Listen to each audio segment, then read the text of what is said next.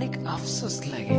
আমার মৃত্যুর পরেও মানুষ ফেসবুক চালাবে, বিনোদনে মত্ত থাকবে, খুশিতে হই হুল্লা করবে, দুনিয়ার সবকিছু তার নিজ গতিতে চলবে।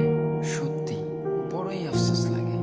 মানুষ হাসতে ভুলবে না, দুনিয়াটা থমকে যাবে না, কিছু বিপ্লব ঘটবে না, চাঁদ তার জ্যোৎস্না ছড়ানো বন্ধ করবে না, তারকাগুলো আমার সাথে হারিয়ে যাবে না, সবকিছু সেই আগের মতোই চলবে।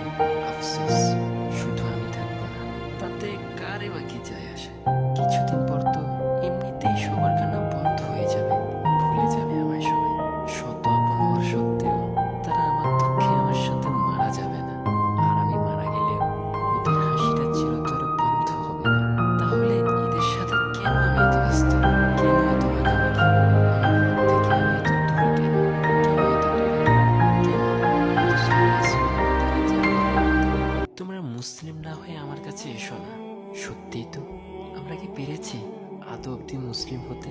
চলুন না একটাবার চেষ্টা করে দেখি, জাস্ট একবার, নিজের ভালোর জন্য, শুধু একবার, শুধু একবার। প্লিজ নিজের মূল্যবান সময়টুকু হেলায় ধুলে নষ্ট করো না। ওকে, আল্লাহ হাফেজ।